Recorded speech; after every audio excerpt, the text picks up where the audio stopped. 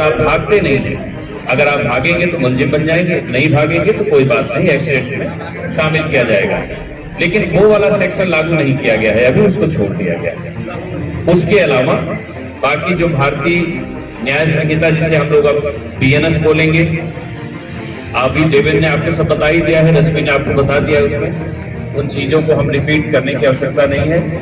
भारतीय नागरिक सुरक्षा संहिता, जिसे पहले हम लोग CRPC बोलते थे, और भारतीय साक्ष्य अधिनियम, तो वो पूरी तरीके से लागू कर दिया गया है, केवल एक सेक्शन छोड़ हुआ।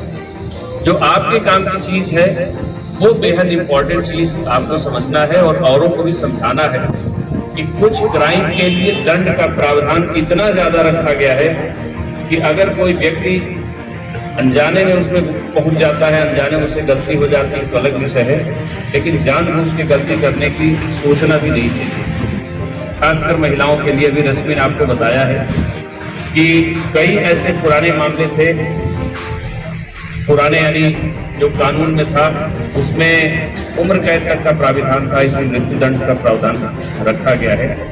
यानी अगर साधारण भाषा में कहें कि ऐसा कोई क्राइम करेगा तो उसका जीवन ही खत्म हो जाएगा। तो रश्मि ने अभी आपको बता दिया था, महिलाओं से संबंधित जो लोग गलतियां करते हैं, इवन जो छेड़खानी होती थी पहले 354 में था, थोड़ा बहुत पनिशमेंट था, कितना था, अलग अलग था, मान लीजिए 10 साल की सजा है, 5 साल की क्षेत्र में जो आजीवन कारावास 10 साल की तो उसमें छोटी मोटी थी। अब मान के चलिए कितना, आपको शायद 10 साल का रख दिया, उसमें मिनिमम पनिशमेंट रख दिया है, नॉन अवेलेबल है। यानी अगर महिलाओं से संबंधित अगर आप कोई छीटाकसी छेड़खानी भी करते हैं तो पुलिस आपको सीधे अरेस्ट कर देगी। पहले परिस्थितियों के अनुसार अरेस्टिंग की व्यवस्था था, तो आप उसमें अरेस्ट हो जाएंगे। तो आप सभी अच्छे लोग हैं, आपको ये कानून इसलिए बताया जा रहा है कि आप अपने आस पड़ोस सबको बताने का प्रयास करें कि भाई समय बदल गया है, कानून बदल गया है, नियम कानून में सजा बदल गई है। तो अब आप सोचिए भी मत, इस बारे में सोचने का प्रयास भी मत करिए। महिलाओं से संबंधित जो पुराने और कानून थे, अब उसमें जैसे मैंने पहले बताया मृत्युदंड का प्रावधान कर दिया गया है। जो बहुत सारे इररिलेवेंट उसमें सेक्शन थे, जैसे सिक्कों के बारे में, जाली सिक्के बनाना, और ये सबको हटा के बहुत कम कर दिया गया है। तो आपके काम की जो मोटी मोटी चीज यही थी, पहले का था दंड संहिता, नाम से उसका था कि अंग्रेजों ने बनाया था दंड देने के लिए कि आपने भैया कुछ गलती किया तो हम आपको दंड देते हैं।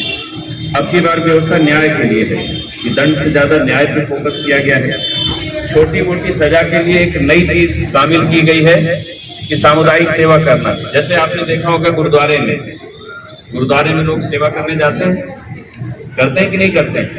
सभी को काम दे दिया जाता है, कोई जूते संभालता है यानी जूते रखवाता है, कोई साफ सफाई करता है, कोई बर्तन धुलने का काम कर देता है, स्वैच्छिक होता है, बढ़िया से करते हैं वो लोग। तो इस बार कुछ छोटे मोटे अपराधों के लिए, 6 प्रकार के छोटे अपराधों के लिए ये भी व्यवस्था कर दी गई कि छोटी मोटी गलती किसी ने किया तो उसको ये कम्युनिटी सर्विस यानी ये कह दिया कि भाई तुम ये काम करो।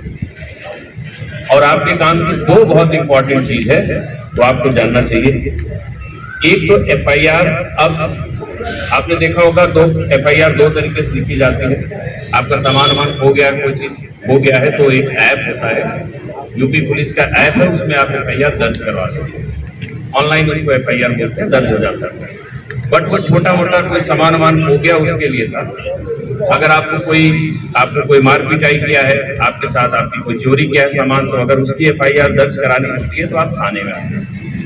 इसमें व्यवस्था कर दिया गया है कि अब ऑनलाइन FIR दर्ज का सिस्टम शुरू हो जाएगा, अभी वैकेंसी बन जाएगा, ऐप के माध्यम से भी FIR आप दर्ज करवा सकते हैं। तो ये एक सहूलियत आपको, सबसे बड़ी सहूलियत आपको मिल गई है। आपने जैसे IGRS डालते हैं, आपने डाला और IGRS डालने के बाद प्रिंट आउट आप ले लेते हैं, तो FIR आपने ऑनलाइन दर्ज कराया और दर्ज कराने के बाद आप उसका प्रिंट आउट लेते हैं, वही FIR आपका हो जाएगा। एक सबसे बड़ी सहूलियत आपको ये मिल गई है। दूसरी सहूलियतें मिली है FIR के बारे में।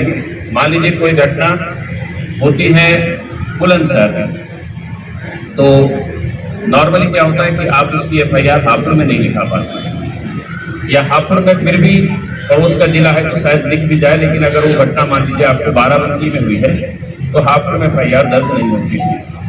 नॉर्मली उसकी FIR आपको 12 मंथ में करवानी होगी। अब वो सिस्टम चेंज हो जाएगा। अब आप FIR कहीं भी लिखवा सकते हैं, उसको 0 FIR बोलेंगे।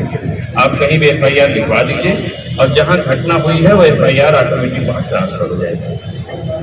तो एक भारी सहूलियत है, इसको 0 FIR बोलते हैं। 0 मतलब बिना क्षेत्र को देखे आपकी FIR दर्ज हो जाएगी और जहां घटना हुई है ये हमारे पुलिस विभाग की जिम्मेदारी होगी, हमारी जिम्मेदारी होगी कि आपकी FIR को हम वहां ट्रांसफर करा दें।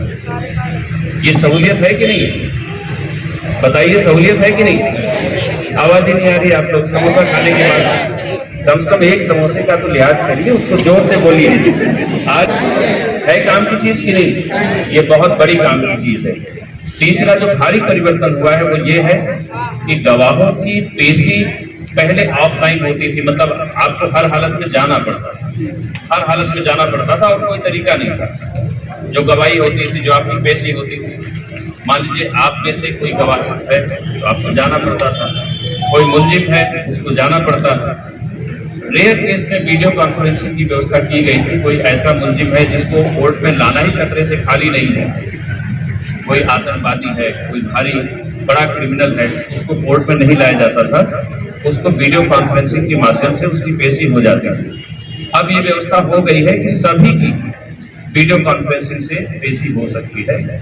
वो सेटअप बन जाएगा और वो सभी कोर्ट में लागू होगा, हमारे कोर्ट में भी लागू हो जाएगा और जुडिशरी में भी लागू हो जाएगा। यानी आप घर बैठे मोबाइल पर अपनी पेशी कर सकते हैं। ये सहूलियत होगी कि नहीं होगी?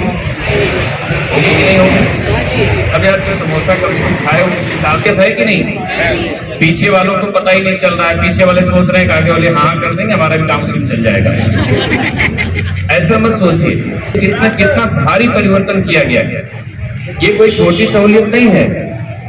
आप क्या सोचते हैं थाने में FIR लिखवाना आपके लिए 1 दिन 2 दिन का काम होता था? आप जाते थे, बताते थे, मेहनत करते थे, कुछ गलती हो जाती थी।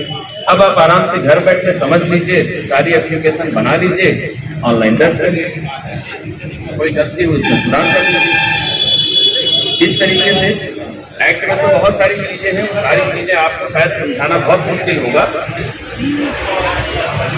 छोटा मोटा चीज मैंने आपको बता दिया, रश्मि ने आपको बता ही दिया था। संहिता को छोटा कर दिया गया है, एक्ट को छोटा कर दिया गया है। पहले तो बहुत धारा थी, 511 धारा, 358 रह गई है, तो लगभग 150 धाराएं फालतू की हटा दी गई। लेकिन जो आपके काम की चीज थी वो मैंने बता दिया है। एक और इम्पोर्टेंट चीज है, ऑडियो वीडियो का एविडेंस के रूप में प्रयोग होगा।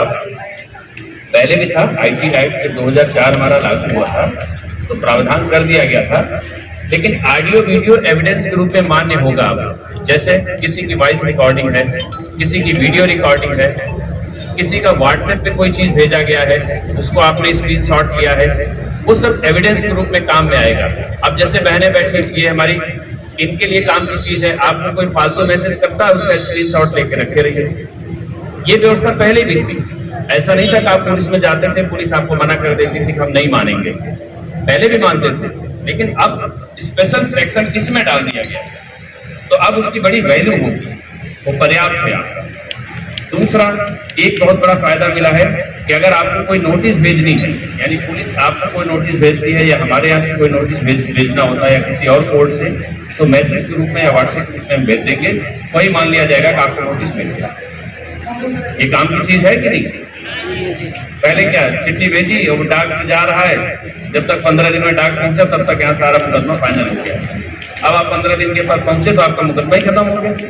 अब आपको मैसेज के थ्रू जाएगा, व्हाट्सएप के थ्रू जाएगा, आपको पता चल जाएगा। और ऐसा नहीं कि व्हाट्सएप से भेजा काम खत्म, व्हाट्सएप जाएगा, उधर रिसीव हुआ है तब उसको रिकॉर्ड में लिया जाएगा, हाँ भैया उसमें पढ़ है काम की चीज की नहीं।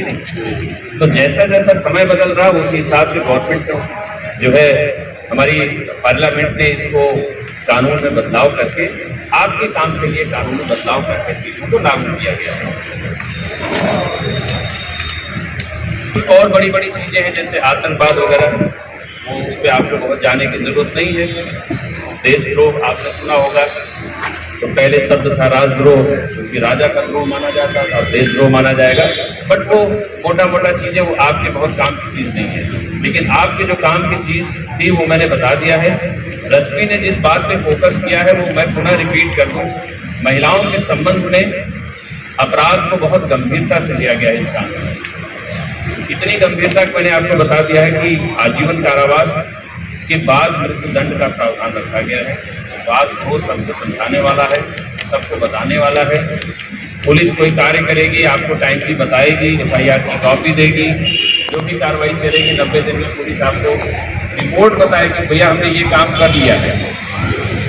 अब आपको पूछने की आवश्यकता नहीं, 90 दिन में खुद पुलिस आपके घर चल के मतलब आपके पास पहुंच के आपको बताएगी। हम आपके मान लीजिए आपने चोरी का मुकदमा लिखाया तो क्या कार्रवाई हो, अब हम लोग खुद आपको बताएंगे। पहले आप पूछते पूछते थक जाते हैं। तो ये सारी चीज़ें की गई हैं। तो मुझे लगता है कि शायद मैं अपनी बात को शायद आपको बताने में सफल रहा और शायद मेरी बात को आपको कुछ समझ में आया होगा। अब मैं उम्मीद करता हूं कि अगर आप में से कोई सज्जन कुछ और जानना चाहते हो, पूछना चाहते हो, तो आप लोग पूछ सकते हैं। खासकर पीछे वाले जो पानी पीने में ज़्यादा